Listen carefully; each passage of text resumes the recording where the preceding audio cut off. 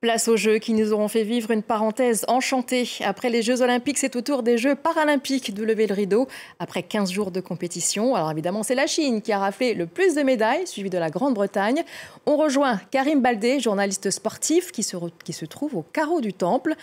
Bonsoir Karim. Alors, il n'y a pas eu beaucoup d'équipes africaines pour ces Jeux, mais les athlètes du continent n'ont pas démérité pour autant.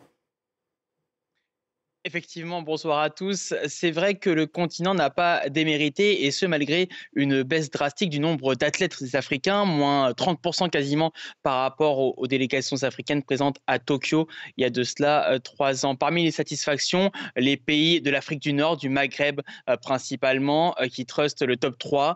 1 Algérie, 2 Tunisie, 3 Maroc en ce qui concerne les nations africaines, avec une mention spéciale pour Rawa Tlili, justement, elle qui était très attendue et elle a réalisé le doublé en or à la fois sur le lancer du poids mais aussi sur le lancer du disque dans une des catégories réservées aux personnes de petite taille. Globalement, des jeux réussis pour les Tunisiens qui ont réussi à se hisser souvent sur le podium.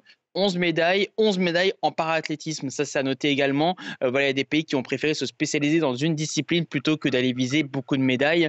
L'Algérie également a fait bonne figure, hein, notamment au paraathlétisme, mais aussi en judo. Et puis le Maroc, c'était plus dur pour avoir des médailles d'or, mais quand même, ils ont réussi à déclencher leur compteur de médailles d'or dans les tout derniers jours de la compétition. Voilà pour les satisfactions. Le Nigeria également du côté du para-haltérophilie. Après, on peut parler des déceptions en ce qui concerne l'Afrique subsaharienne francophone notamment.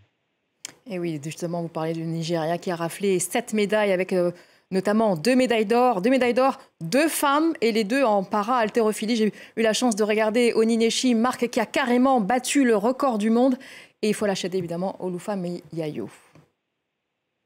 Effectivement, c'est vrai que le Nigeria avait quand même une bonne délégation. Moi, je me souviens à la cérémonie d'ouverture de ces Jeux paralympiques. Parmi les nations africaines, c'était celle qui était la plus visible, déjà par leur tenue vestimentaire très colorée en vert et blanc, mais aussi parce qu'il y avait un nombre impressionnant comparativement à ce qu'on pouvait voir pour des pays comme la Guinée, par exemple, où il n'y avait que une seule ou deux, trois personnes seulement dans la délégation. Donc, effectivement, c'est une réussite quand même pour le Nigeria. C'est 2 médailles du côté du para-haltérophilie. C'est l'une des rares disciplines où les Africains ont eu des médailles en dehors du para-athlétisme, malheureusement. Et pour le reste, forcément, l'Afrique subsaharienne francophone, pas mal de déceptions, très peu de médailles. Une seule médaille, par exemple, pour Maurice. Mais Maurice avait une belle délégation quand même, notamment par athlétisme. Mais pour les autres nations d'Afrique subsaharienne francophone, c'est quasiment un zéro pointé au niveau des médailles. Et là, ça pose question parce que c'est vrai que le matériel nécessaire, notamment on pense aux fauteuils roulants dans la plupart des disciplines, ça coûte très cher. Il faut les faire fabriquer, il faut les ramener.